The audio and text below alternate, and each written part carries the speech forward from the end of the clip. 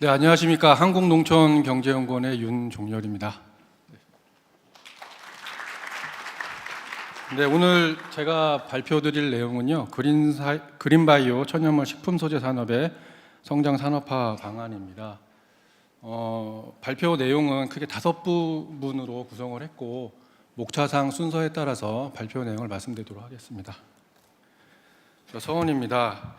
전 세계적으로 기후변화, 자원고갈, 식량 위기가 심화되고 있습니다. 소위 이제 이러한 어떤 위기들을 글로벌 난제라고 우리가 표현을 하는데요. 세계 각국은 이러한 글로벌 난제의 어떤 그런 해결의 어떤 새로운 방안으로 바이오 산업을 이제 구축하고 있고 그 산업 생태계 전환을 모색하고 있습니다. 바이오 산업은 과거에 그 의학 중심의 레드 바이오 산업이 이제 육성이 되었는데 최근에는 그린 바이오, 화이트 바이오로 확대되고 있고 특히 이제 최근에는 그린 바이오 산업이 이제 그 성장 산업화로서 그 어떤 세계 각국에서 어떤 투자를 확대하고 있습니다.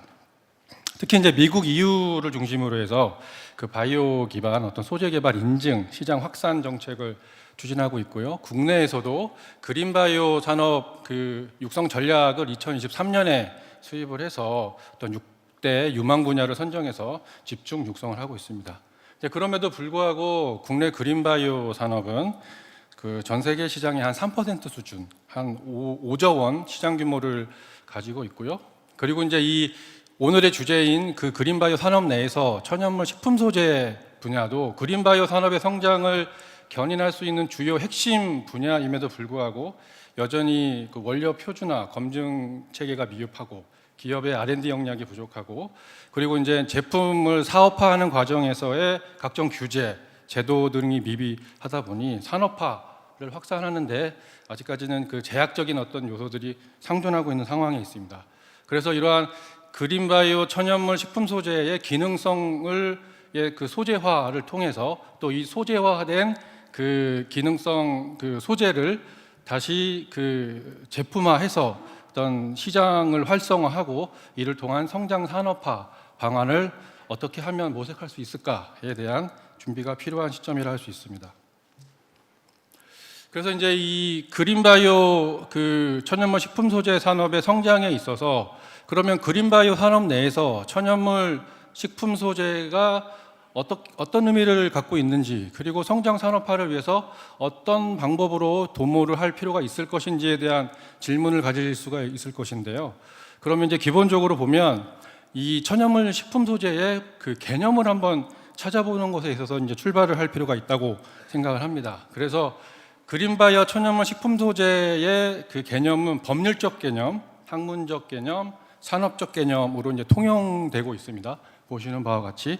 근데 이제 이 세 가지의 개념의 공통적인 특징은 기능성에 있고요. 그리고 이제 기능성 소재화에 있습니다. 그래서 그 그린바이오 산업에서의 천연물 식품 소재 산업은 기능성 그 소재를 자원화하고 이 자원화하는 과정에서의 기능성 소재 원료를 발굴하고 이 소재 원료를 가공 추출하는 과정에서 소재화하고 이를 활용해서 제품화해서 시장을 확장시키는 어떤 전주기 단계의 연계를 도모하는 성장 방안을 모색할 필요가 있다라고 할 수 있습니다.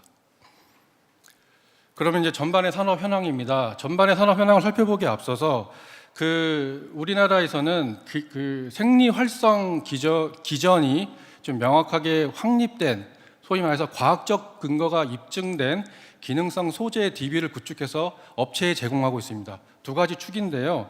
천연물 기능성 소재는 천연물 중앙운행을 중심으로 해서 그 어떤 소재 중심 과학적 기능성이 입증된 DB 정보를 제공하고 있고 그 총 천연물 소재는 한 8,400여 건, 고유 천연물 기준으로 보면 한 1,800개의 어떤 기능성 소재 정보를 구축해서 업체에 제공하고 있습니다. 또 다른 축은 기능성 농식품 자원 소재인데요. 식품 전용 그 소재 원료 중심의 기능성 정보를 제공하고 있습니다.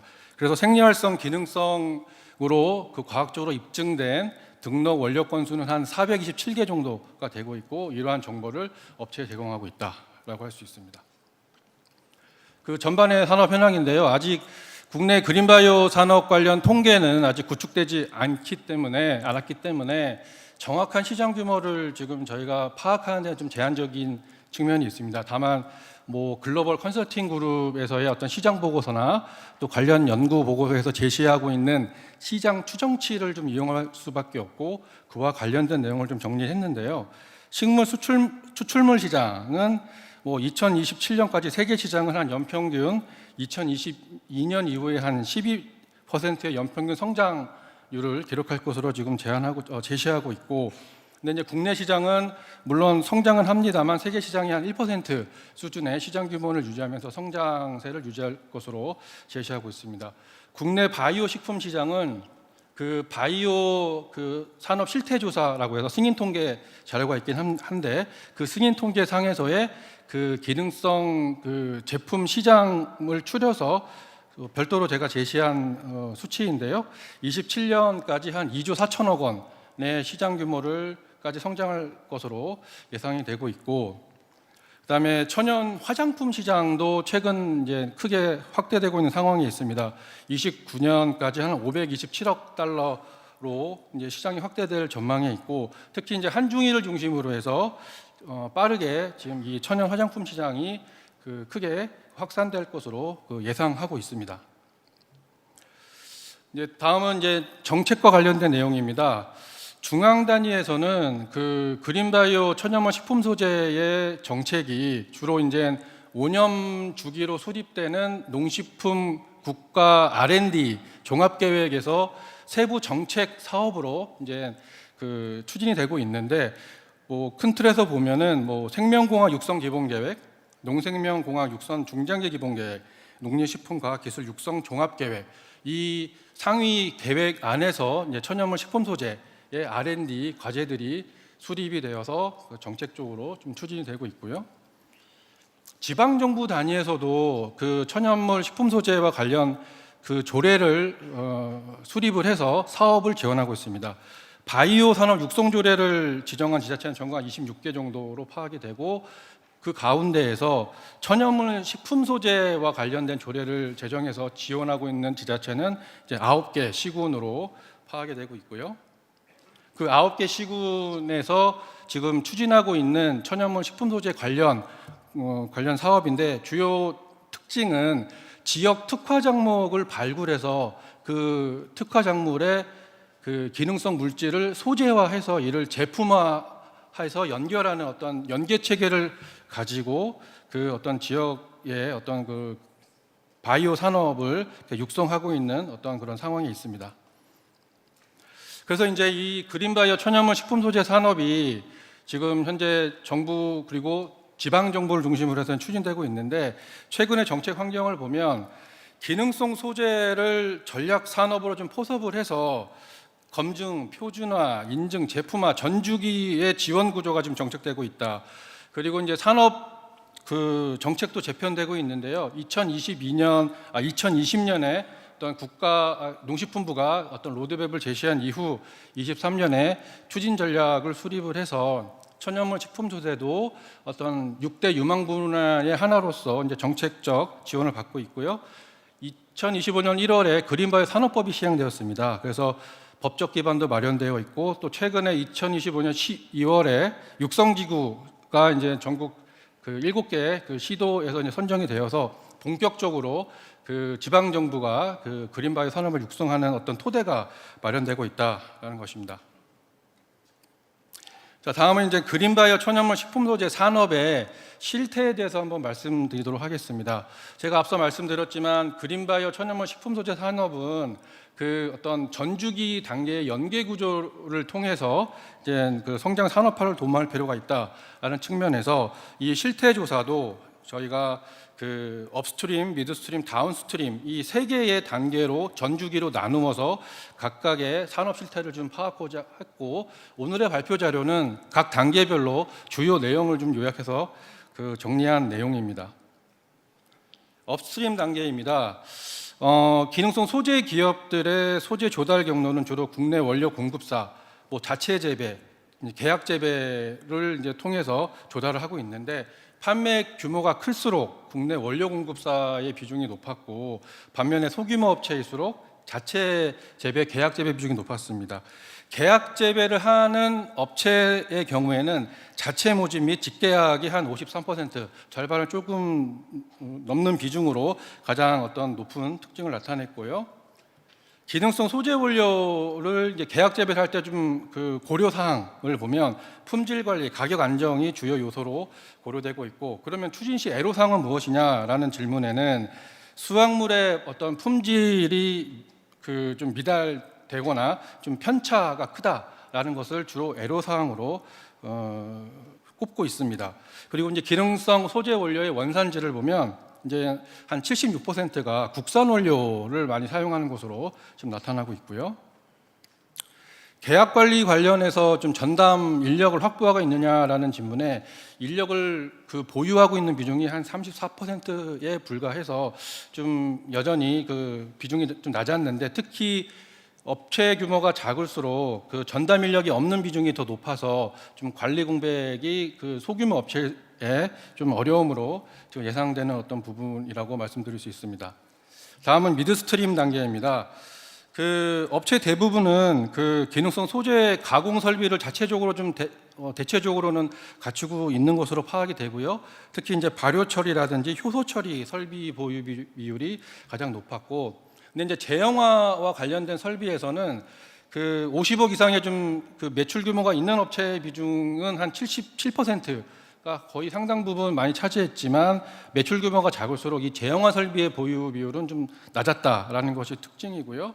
기능성 소재의 조달처를 보면 전문 유통업체, 전문 제조기업, OEM, ODM 생산기업의 비중이 한 77%로 차지해서 이 세 개의 그 조달처가 주요 조달처로 파악이 되고 있고요. 그다음에 이제 소재 품질 관리와 관련돼서는 위탁 분석 비용 부담을 가장 큰 애로 사항으로 지금 지적하고 있습니다. 그래서 업체 규모가 작을수록 시험 분석 관련 인력, 장비 부족을 주요 애로 사항으로 지적을 하고 있습니다. 자, 다음은 이제 다운스트림 단계입니다.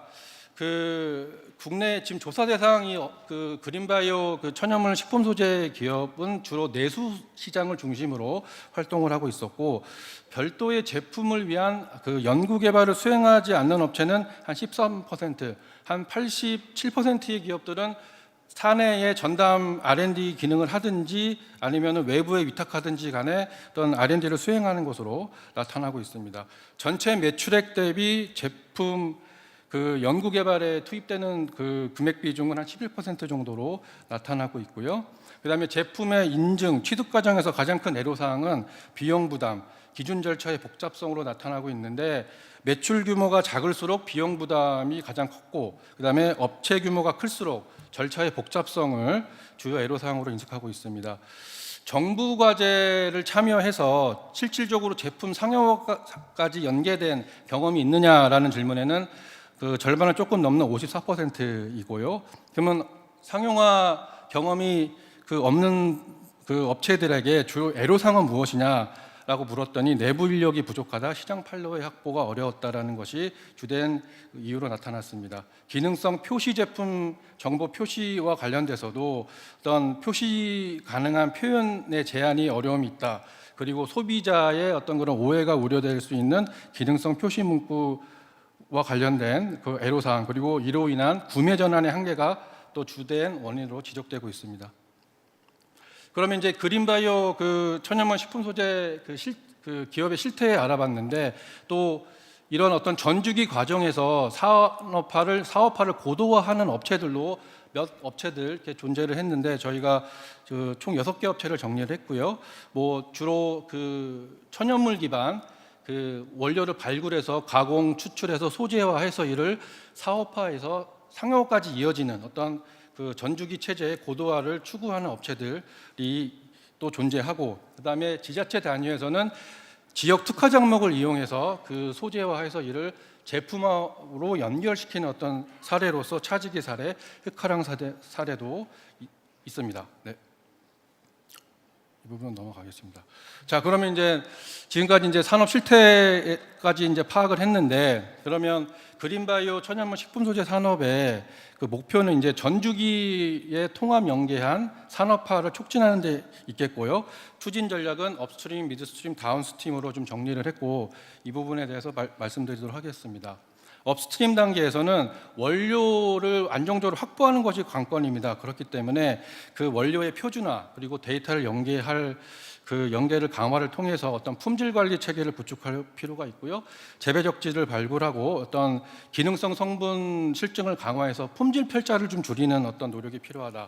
중장기적으로는 그 지역 산업을 연계한 공급 체계를 좀 구축을 하고, 이런 공급 체계 하에서 또 이 수급 관리를 위한 예측 시스템도 도입을 해서 수급의 어떤 변동의 위험을 최소화할 필요가 있겠다라는 것이고요. 미드스트림 단계에서는 그 가공 공정의 표준화 그리고 그 고도화를 통해서 재현성을 좀 높일 필요가 있다라는 것이고, 제품 인허가 통합 검증 지원도 강화해서 업체의 어떤 그런 비용 절감 지원을 할 필요가 있다라는 것입니다. 그리고 실증 인허가 연계를 위한 어떤 원스톱 지원 체계를 구축할 필요가 있고요. 그다음에 AI 기반으로 해서 어떤 검증 실증을 통한 산업 데이터의 신뢰성, 효율성을 제고할 필요가 있겠다라는 것입니다. 마지막으로 이제 다운스트림 단계입니다. 기능성 제품 시장의 확산을 도모하기 위해서는 어떤 소비자 신뢰를 확보할 필요가 있고, 어떤 과학적 소통 기반을 좀 구축할 필요가 있고요. 그다음에 이제 시장 확대 측면에서 보면 해외 인증 확대 그리고 바이어 연계 지원을 통해서 시장 확장을 도모할 필요가 있습니다. 그리고 이제 제품의 어떤 그 상용화를 위해서 권역 거점 위탁 개발 인프라를 구축을 할 필요가 있고요. 이 인프라가 구축이 되면 시장과 연계해서 공공 조달이라든지 수출 시장과 연계해서 시장 확장을 도모할 수 있는 어떤 방안 마련이 필요하다라고 말씀드릴 수 있습니다. 네, 이상 발표를 마치겠습니다. 감사합니다.